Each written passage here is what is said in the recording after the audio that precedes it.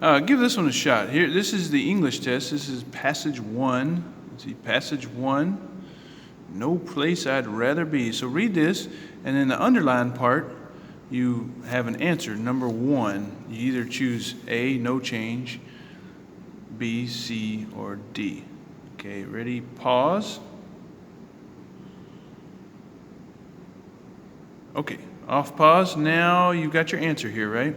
So you read the first sentence. I started taking group skating lessons when I was 4. I progressed through various levels rapidly and gave my first ice performance at age 7.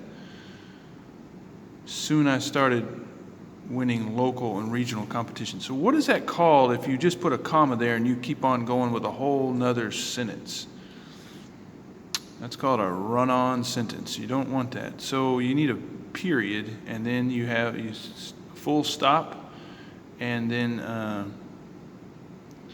you start with a capital letter. So very simple. B. Okay. 7. Period. Soon I started winning local and regional competitions. I won't read the rest of this. Okay. And let's go on to. Let's see if I can get this on here. Well. Okay. So, all right, let's see if I can get 2, 3, and 4 on there. Let's just get 2 and 3. Okay, so pause again and read and answer 2 and 3. Give an answer for number 2 and give an answer for number 3. Ready, pause. Okay, and now do the same thing. Let's see if we can get 4, 5, and let's just do 4 and 5, okay?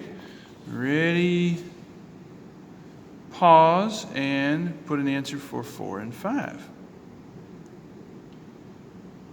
Okay, and I'll move it up a little bit, and we'll do number 6 also. Whoa, 6 is big. Okay, ready, pause, and figure what answer you want for number 6.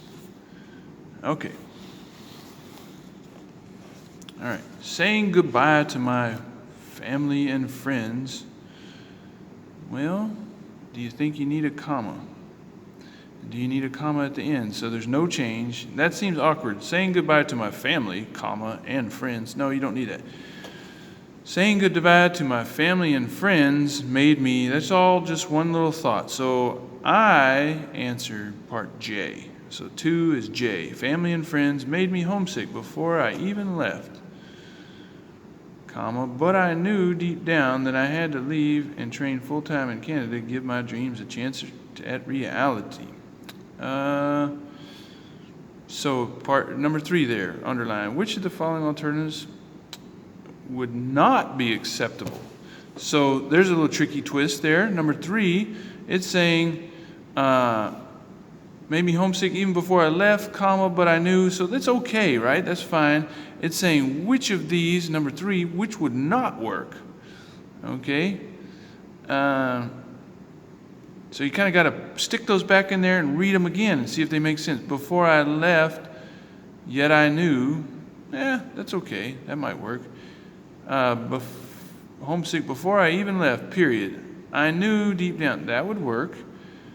The semicolon, even before I even left, semicolon, but I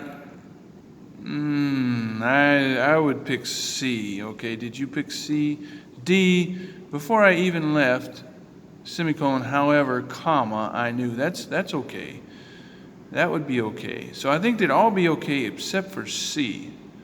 Saying goodbye to my family and friends made me homesick before I even left, semicolon. No, that wouldn't be right. When you get to the end of a full a sentence, a full thought, well, you put a period. Okay, so C. My answer on number 3 is C. Okay. I went to compete at the Olympic Games in 1992. No one, not my coach or even my family, ever talked to me about giving up. Okay. Number 4. Given that all the choices are true, which one provides information that is most relevant at this point in the essay? No change.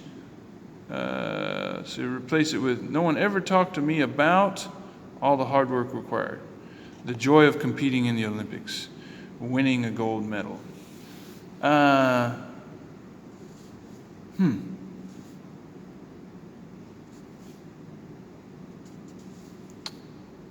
Well, she's already done a lot of hard work. Winning a gold medal. Probably, it might be winning a gold medal since it's her first time. I think I would answer J on number 4. That's kind of tough. That's a choice there. We can talk about that more if you want. I wouldn't even allow myself to think about giving up. I thought my thoughts would jinx me. Yet, I went with the attitude that I wanted to enjoy the Olympic spirit.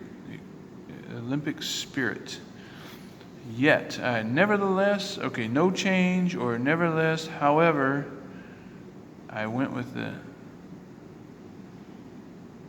I think I would just go with D. I went with the attitude that I wanted to enjoy the Olympic spirit.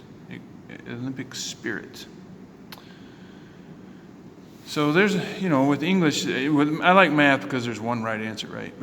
But with, sorry if this was a little crooked.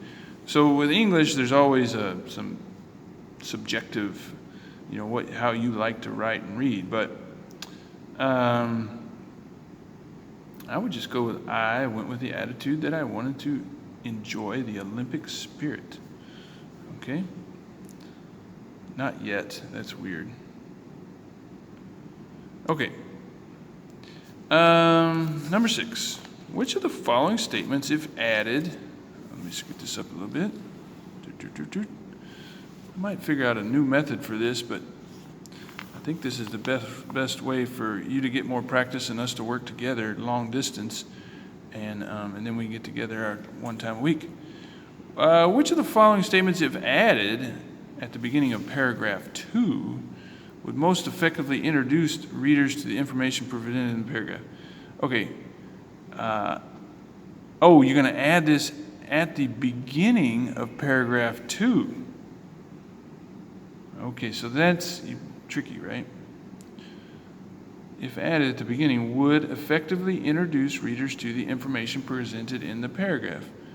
I had always wanted to move away from home. No, because she said saying goodbye made me homesick. Knowing it was time to leave my childhood behind, I followed my coach's advice and not randomly. It's definitely not random. She went to Canada, because she knew it, ice skating or whatever, right? It's great there. 24 hours after graduating from high school, I moved to Canada to train with other Olympic athletes. That might be it. There was only one road to success, and hanging around my hometown waiting to be discovered wasn't it. That's a little negative. I think H. 24 hours after graduating from high school, I moved to Canada to train with other Olympic candidates. And saying goodbye to family and friends made me homesick. Yeah, that makes sense. H. So 6H. Okay, so how did you do? Look back at your answers, think about the answers I gave, and reread maybe and check it out. So this is the first time you've done this ACT style English test. ACT English test style. So hopefully you're getting something out of this. It's challenging, I hope.